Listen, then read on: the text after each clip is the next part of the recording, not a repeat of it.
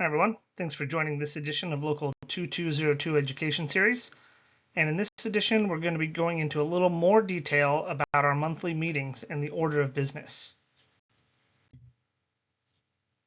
So we have three main objectives today. First is to talk about some jargon and the different terms we use. We'll talk about the flow of motions and how motions are voted on. And finally, we'll talk about the order of business. So first, let's talk about some jargon.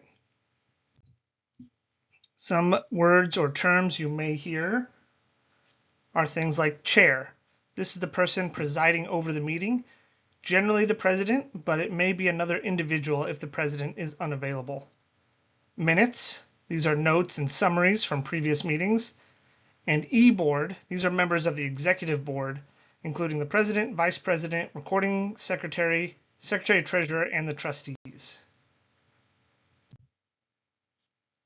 Some more jargon you might hear. Robert's Rules of Order. This is a set of parliamentary procedures that govern proper procedures for meetings and running a meeting. Our local runs its meetings based off these rules of order. Point of order. A member's request to follow proper meeting rules or to question if something was done in accordance with the rules of order. And quorum. This is the minimum number of members needed at a meeting to conduct business. So those are a few of the terms you'll hear most commonly, and now we'll talk about the flow of motions. So a motion is basically when a member proposes something for consideration by the assembly during a meeting.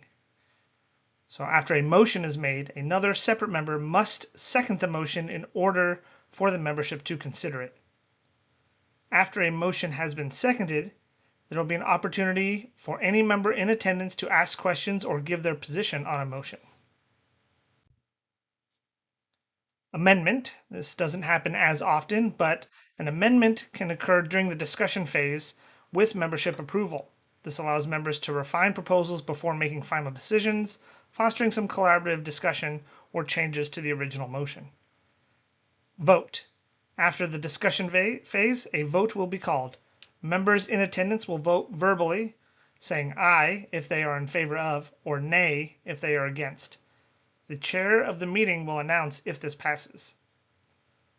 Pass or fail. Most motions require a simple majority to pass, 50% of the group in attendance plus one. Depending on the bylaws, there may be some motions that have higher thresholds. Some of the other occurrences we may run into with motions is a member may call for the question, so meaning end the discussion and come to a vote.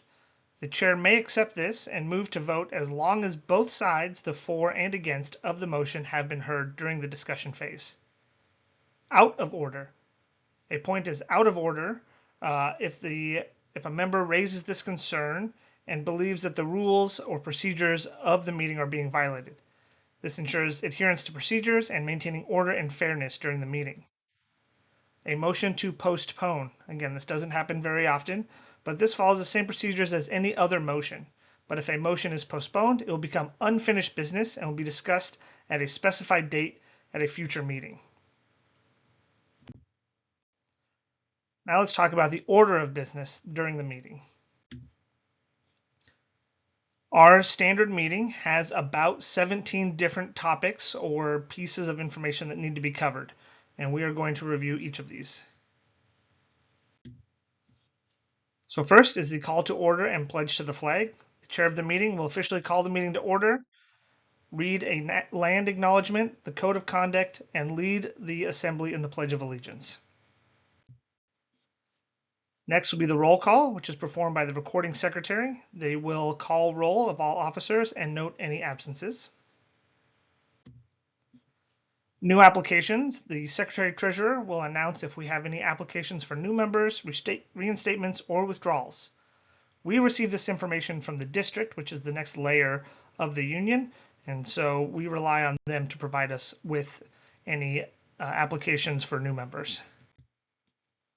And then a report of committees on application. So again, this is the secretary-treasurer. This usually goes hand in hand with the announcement of withdrawals, applications, and reinstatements. but the Secretary-Treasurer will announce if there are any, and then a motion must be made to accept any new members' reinstatements or withdrawals. Initiations. The chair of the meeting will recognize any new members attending the meeting and initiate them into the union by having them recite the ritual. Again, this does not happen a lot at our local, but we may have new positions where people need to be sworn in. Reading of previous meetings minutes. So the recording secretary will read the minutes from the previous month's meeting. This requires a motion, a second, discussion, and a vote to pass and to be accepted as part of the meeting. The installation of new officers. So the chair of the meeting will identify any new officers and or shop stewards in attendance. If there are any new officers or shop stewards, the chair will have them recite the ritual. If there are no new officers or stewards, the meeting will continue to the next order of business. Introduction of visitors. The chair of the meeting will identify any visitors to the local, which may include visitors from the district or the international, and it may include guests from other locals or invited guest speakers.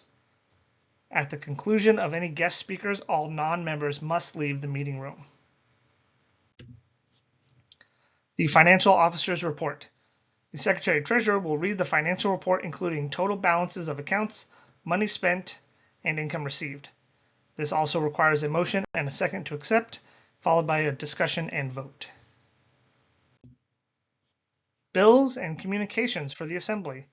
The chair of the meeting will handle this. They will announce if anyone has any bills to bring before the Assembly. Bills brought before the Assembly must not exceed $250. Any bills for more than $250 need to be brought directly to the Executive Board for review. For example, a request to reimburse a member $50 for parking to attend an approved event that wasn't already in an approved motion. That is a bill that could come before the Assembly, although most bills come through motions that are recommended by the Executive Board. Any bills brought forward require a motion and a second, discussion, and vote.